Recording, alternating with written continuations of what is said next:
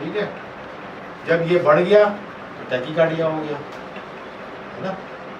अब ये और बढ़ गया, ठीक है, तो इसको वीटी और वेंट्रिकुलर टैकीकार्डिया बोल सकते हो। जब ये सिर्फ वाइब्रेट कर रहा है, दैट इज कॉल्ड फिब्रिलेशन। ठीक है, तो वेंट्रिकुलर टैकीकार्डिया अगर ये फास्ट फास्ट आ रहा है तो जो ब्लड इसके अंदर आना चाहिए था वो नहीं आएगा, क्योंकि बहुत तेजी से फास्ट ये कॉन्ट्रैक्ट हो रहा है। तो just the amount of blood which is required for the life, ठीक है, फॉर सिस्टेमिक सर्कुलेशन, वो नहीं मिल रहा है, तो परफ्यूजन खत्म हो गया, पेशेंट कोलैप्स हो गया। ठीक है, वही चीज रिलेशन में है, इतनी तेजी से सिर्फ कंपन हो रही बस, और कुछ नहीं हो रहा है, तो ना ब्लड आ रहा है ना जा रहा है।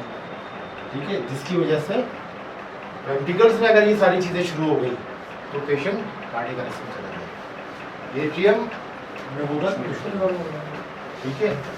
Most of the time 2/3 time of your heart remains in diastolic state, और 1/3 स्टेट जो है ना वो सिस्टोलिक स्टेट है। ठीक है, ये हो गया।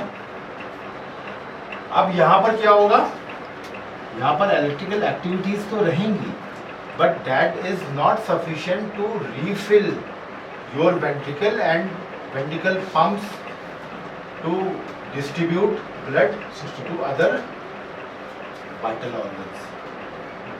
ये फर्क समझ में आ रहा है ना। यहाँ पर ये वाले पैटर्न आएंगे ईसीजी में इस तरह के, और इसमें क्या आएगा, इसमें हार्ट रेट 300 से ऊपर चले जाते हैं, इसमें 200-250 रहेंगे, 200 to 250, मोर देन 300 का रेट अगर चला गया तो दिस इज कॉल्ड वीफिब। उसमें ये ईसीजी के वेव्स आएंगे,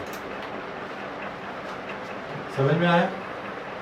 ठीक है, वेंट्रिकुलर टैकीकार्डिया के वेव्स, वेंट्रिकुलर फिब्रिलेशन के रेट मोर देन 300, उससे कैसे वेव्स होंगे।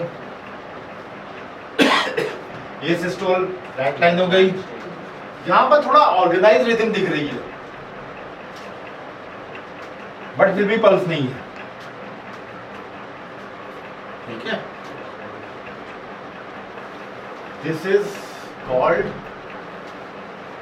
Pulseless electrical activities. इसमें भी हमें सीपीआर ही करना है, but most of the time you need to see कि भाई इसके कॉजेस क्या क्या हो सकते हैं।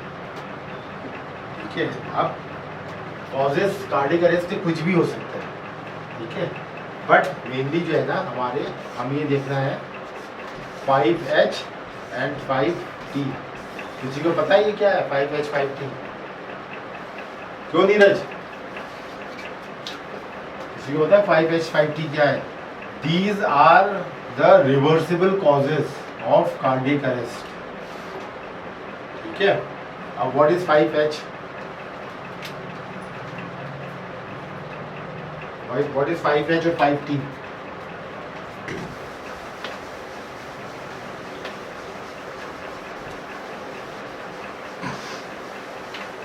These are called reversible causes of cardiac arrest।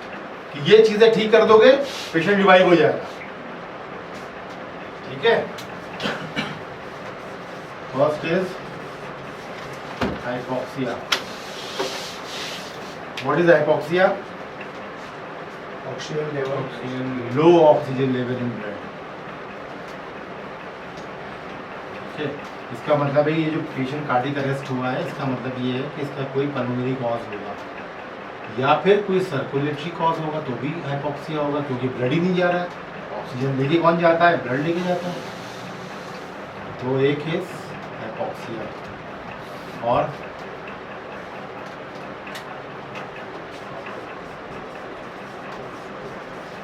Hypothermia. Hypothermia क्या है? कोल्ड टेम्परेचर बॉडी का बहुत ही कम चला गया, कोल्ड वाटर में आप डूब गए हो, अरेस्ट हो जाएगा, बैठ जाएगा। देन हाइपो और हाइपर कलीमिया।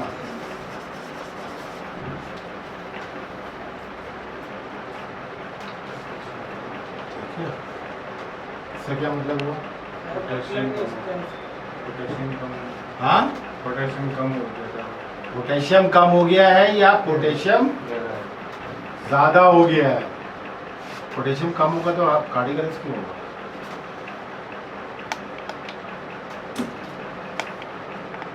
कोई भी सेल में जो एक्टिविटीज होती है कॉन्ट्रैक्शन की, उसमें सोडियम बाहर जाता है, पोटेशियम अंदर आता है, कैल्शियम बाहर से अंदर की तरफ आता है, एक्शन पोटेंशियल से डीपोलराइजेशन होता है, एक्टिविटीज होती है, वही एक्टिविटीज। देन 1 2 3 4 एच आयन बढ़ गया है, इसका मतलब क्या होता है? एसिडोसिस, एसिड्स बढ़ गया है ब्लड में। तो क्या होता है? मायोकार्डियम जो है ना वो सप्रेस हो जाता है।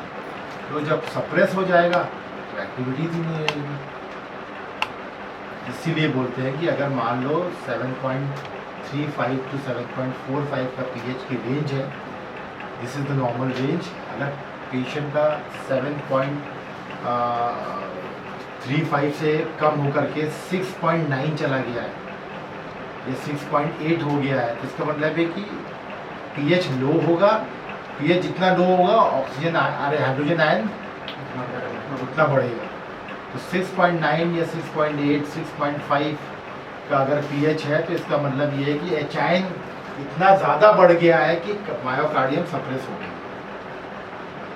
तो उसकी इतनी ज़्यादा एसिडिटी की वजह से हमें उसको क्या देना पड़ेगा फौरन, और ज़्यादा से ज़्यादा soda bicarbonate.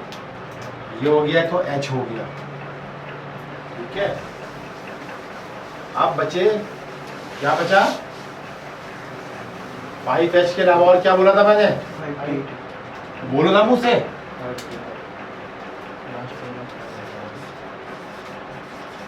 टेम्पोनाट। What is टेम्पोनाट?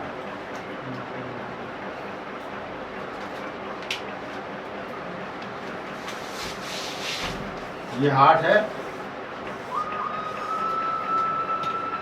Chest में सीरस कैविटी होती है, एब्डोमेन में सीरस कैविटी होती है। ठीक है, हार्ट में भी कैविटी होती है जिसके बीच में थोड़ा सा फ्लूइड होता है, क्योंकि अगर वो फ्लूइड नहीं होगा, जो मेम्ब्रेन होगी वो फ्रिक्शन में खराब हो जाएगी। पेरिटोनियल कैविटी है, प्लूरल कैविटी, पेरिकार्डियम। ठीक है, तो दोनों के बीच में एक स्पेस होता है जिसमें एक थोड़ा सा नॉर्मल 30 to 40 लीटर ml का फ्लूइड होता है, ताकि आपस में फ्रिक्शन ना हो। इसी तरह प्लूरल कैविटी होती है, उसी तरह एब्डोमेन कैविटी होती है, इसमें भी पेरिकार्डियल कैविटी होती है। ठीक है, उसके बीच में एक फ्लूइड होता है। ठीक है, अगर वो फ्लूइड मान लो ये कैविटी है, ठीक है, इसके बीच में अगर फ्लूइड आने लगा, अब वो क्लियर फ्लूइड है या फिर ब्लड, कुछ भी हो सकता है ना। ठीक है, इसको बोलते हैं इफ्यूजन। जैसे पेरिकार्डियल इफ्यूजन होता है ना, प्लूरल इफ्यूजन होता है, एसाइटिस पेट में है तो एसाइटिस बोलेंगे उसको, है ना। तो उसी तरह से ये फ्लूइड इस कैविटी में आ जाता है, इसको बोलते हैं पेरिकार्डियल इफ्यूजन। अभी यहाँ पर टेम्पोनाट नहीं है, but mechanism of action is same. The only thing हम टेम्पोनाट कब बोलेंगे, जब इसके अंदर इतना ज़्यादा fluid all of a sudden आ जाए कि ये जो वेंट्रिकल है ये कोलैप्स हो जाए और ये यहाँ तक बढ़ जाए fluid, then it is called tamponade. कि वो फिलिंग जो वेंट्रिकल्स की होनी चाहिए ब्लड से, उसका स्पेस इतना कम कर देता है जिसकी वजह से सिस्टेमिक सर्कुलेशन में ब्लड निकल ही नहीं रहा है, तो कार्डियक अरेस्ट हो गया। बट मूवमेंट तो है हार्ट में, एक्टिविटीज तो है जो यहाँ दिख रही है, बट पल्स नहीं। है ना?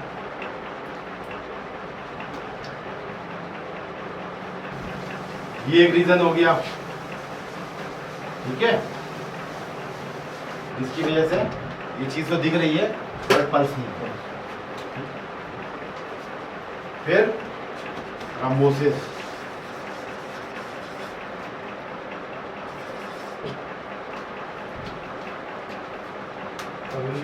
MI, thrombosis, pulmonary embolism, thrombosis कुछ भी हो सकता है, पल्मोनरी एम्बोलिज्म हो गया या फिर एमआई हो गया, ठीक है, उसकी वजह से कार्डियक फेलियर हो गया, ठीक है।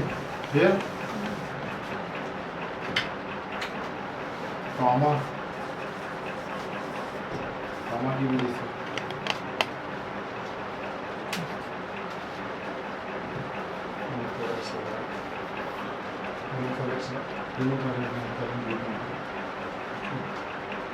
तो 5T और 5H जो है, these are the reversible causes, ठीक है, जिसमें हम वो सारी चीजें करेक्ट करते हैं।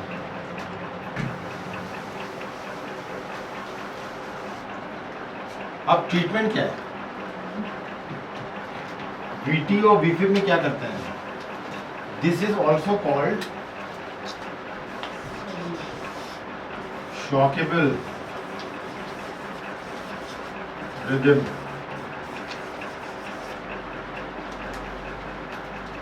ये अगर कंडीशन अगर तुम्हें दिख रही है ECG में, अगर ऐसे पैटर्न्स आ रहे हैं तो यहां पर हम शॉक देंगे। सबसे पहले IV कैनुला तो बाद में लगेगा, ठीक है। मैं अगर मॉनिटर लगा दिया आपने, लीड से मॉनिटर में दिख रहा है वेंट्रिकुलर टैकीकार्डिया चल रहा है, इमीडिएटली लो पैड को, ठीक है, जेली लगाओ, एक्सपोज करो, चार्ज करो, ठीक है, और उसके बाद जो मैक्सिमम जूल है उस पर लेके जाओ, उसके बाद सबको क्लियर करो, जो पोजीशन है उस पोजीशन में रख करके शॉक दे दो। सबसे पहला काम, शॉक क्यों देते हो? इसमें तो शॉक नहीं दिया ना, इसमें शॉक दिया। सर इसकी जो पल्स का जो पैटर्न है, वो जो बीट वहाँ से जो शुरू हुआ है, तो शायद वो ऐसे नोट पे वापस से ठीक है, अगर कोई बच्चा या कोई आदमी ड्रिंक की हालत में इंटॉक्सिकेटेड है, या बच्चा जिद कर रहा है, गड़बड़ कर रहा है, बहुत कर रहा है, तो आप नहीं घुमा के एक झापड़ मारते हो कि वो चुप हो जाता है, वही शॉक।